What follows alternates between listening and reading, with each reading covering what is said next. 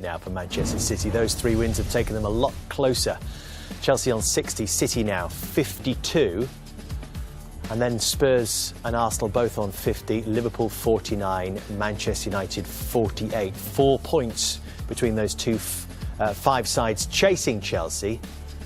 But if those performances are getting better, if they've found that consistency now, Jamie, can't they get closer to Chelsea? It looks a lot more, not just because of the winning games, the start of the season, the setup. Pep Guardiola maybe started changing things with a back 4 and a back 3. Gary's mentioned Silva in that position, De Bruyne, a front 3. It looks like what we were watching at the start of the season, that setup and system. And I think for Pep Guardiola, when he's getting asked that question, I think he doesn't really want to talk about it because he's probably so pleased with how his team perform and just thinking, there is a big gap there, we're not even going to worry or concentrate on that. Now, we just need to keep winning games, see how close we can get.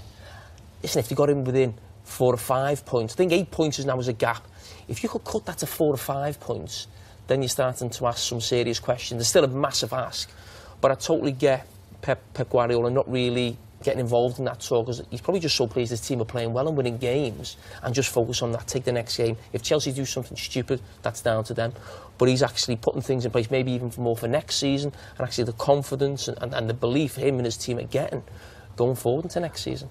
I think one of the big problems that all the teams have at the moment is there's no momentum at all. I mean, there's an international break at the end, there's the FA Cup this weekend, there's the international break for 2 weeks at the end of March. So in the next 6 to 7 weeks, there's very few league fixtures. I mean, City being a case in point. Yeah, they've got 3 games now in the next 6 weeks. I mean, at the end of March, there's no game. So to really put pressure on Chelsea, you almost need like a quick 2 or 3 matches where Chelsea might lose a game on a Saturday, City win or others win, and all of a sudden they might have a game midweek. There isn't really that momentum to really build up. And I think that will suit Chelsea. I mean, what City have in the next few weeks is confusion of different cup competitions. United have the same, Arsenal have the same. Tottenham have the same. Liverpool and Chelsea do have that sort of clear mind in that sense in some ways. They get 2 weeks off here, Manchester City, because they were supposed to be playing Manchester United, and that game's been pushed back to the end of the season because of the EFL Cup final. You told me right at the start of the programme today, Gary, that City could not win the title. No, I said it could happen. I said it's a long shot. I think they were my words. I'd like to be quoted correctly. Okay. You said it was a long shot. It is a long shot. I think there is a long shot. I don't think it'll happen. I mean, I don't think he thinks it will happen. I think that, to me, it is still a long shot because, look, what could happen? Chelsea could get injuries. That's the one thing I think could damage Chelsea. I think City's back 4 tonight, to be honest with you, I think has done quite well tonight. But I think if that was to play, like, Otamendi and company being on the bench, if they could keep company fit for 3 months and get the football out of him and the leadership qualities out of him and inspire off him, they could go on a big run. Are they your favourites to finish second? I'm not going to say that at the moment because I think the impact of Champions League, the impact of cup competitions, I still think Liverpool have been on a terrible run when they've been asked to play a lot of games, but they've got a completely clear run to the end of the season now, and they are a lot better when they've got the full energy in the team and they're all sprinting around like they do. So I think they'll come better. They'll get better again. You know, United have got, as an example, United have got 8 games now in the next 6 weeks. Liverpool have got 4.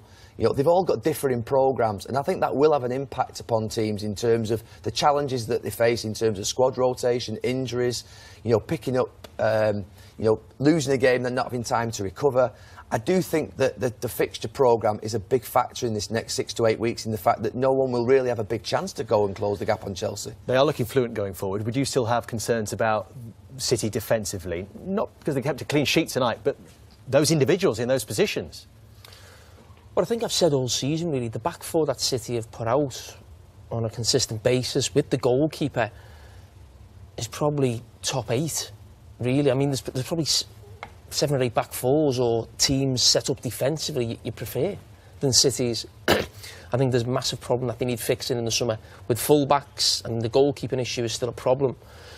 And you can't get away from the fact that I'm not exactly sure what games they have home and away between now and the end of the season, who they're playing. But you wouldn't be surprised if there was another Everton away performance, a Leicester away performance. In terms of defensively, they're on fire going forward at the moment. Of course, they had a front 3 look electric, but I think Gary's right. You see that back 4 today, Fernandinho at left back, Sanya full back, Kolarov centre back never convinces me. And I still think there'll be 2 or 3 defeats before the end of the season for City. You know, coming away from home, with, you know, conceding goals. All right, but Bournemouth beaten